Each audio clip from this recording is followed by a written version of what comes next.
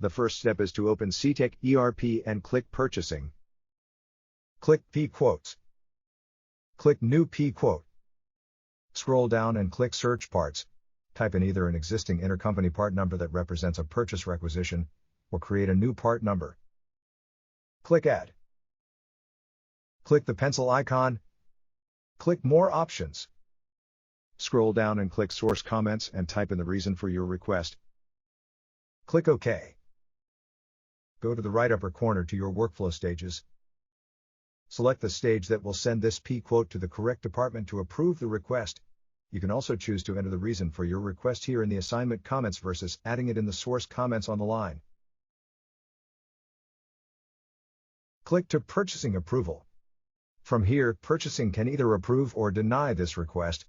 If approved, treat this as a normal PQuote and add a vendor needed information and convert into a purchase order. That's it, you're done.